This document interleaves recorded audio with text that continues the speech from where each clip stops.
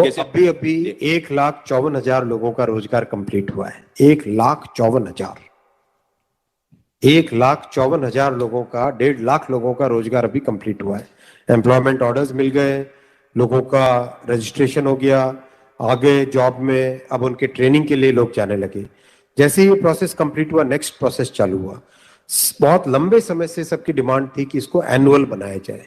Annual इसलिए बनाया जाए, अगर 4-4, 5-5 साल के गैप में आता है तो कई लोगों की एज निकल जाती है उसमें से, राइट। इसीलिए अब एनुअल सिस्टम की तरफ मूव कर रहे हैं।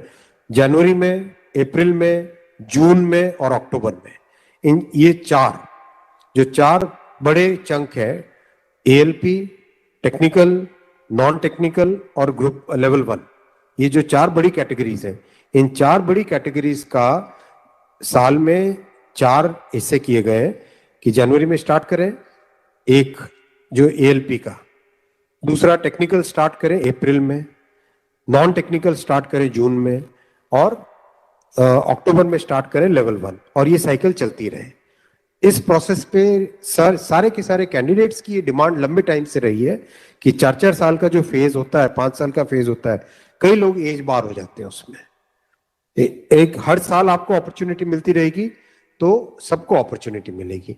इस थिंकिंग के साथ आगे बढ़े, और इसी थिंकिंग और इसमें भी जितनी रिक्वायरमेंट थी उससे ज्यादा अभी नोटिफाई किया है। 1 साल के हिसाब से जो रिक्वायरमेंट है, 1 साल के हिसाब से अगर जैसे लोको पायलट का मैटर है, कितने लोग रिटायर होते हैं उससे ज्यादा लिए हैं, राइट। टेक्नीशियन का है तो टेक्नीशियन का जो अप्रैल के आसपास, अप्रैल से पहले निकल आएगा, क्योंकि हम लोग वो मॉडल कोड ऑफ कंडक्ट को भी अवॉइड करना चाहते थे, वरना नॉर्मल प्रोसेस में अप्रैल में निकलता है टेक्नीशियन का, पर मॉडल कोड ऑफ कोड को अवॉइड करने के लिए पहले निकाला है। तो जनवरी, अप्रैल, जून, अक्टूबर, फिर अगले साल वापस जनवरी, अप्रैल, जून, अक्टूबर, फिर अगले साल वापस, इस हिसाब से ये प्रोसेस कर रहे हैं। सर 1 साल में कितने जॉब्स निकलेंगे इसमें? डिपेंड करेगा जिसकी जितनी रिक्वायरमेंट है। हर एक जोन की अपनी अपनी रिक्वायरमेंट आती है, हर डिवीजन की रिक्वायरमेंट आती है, कोई एस्टिमेट नहीं, हर वर्कशॉप से आती है। एस्टिमेट बनता है, बन के ही तो निकलता है, फिर एस्टिमेट बन के निकलता है ना, फिर हर एक कैटेगरी के लिए अलग अलग बनता है। अभी 1.5 लाख लोगों को जॉब दिया।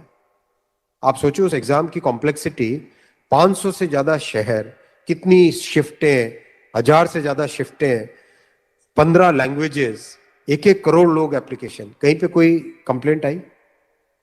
0 कंप्लेंट। कहीं पे कोई paper leak? 0 paper leak. Complete हुआ ना एकदम ट्रांसपेरेंटली। पार्लियामेंट में हमारी ऑपोजिशन के लोग, कांग्रेस के एक एमपी बोले कि आश्चर्यचकित है कि इतना बड़ा एग्जाम कैसे बिना कोई पेपर लीक के हो गया।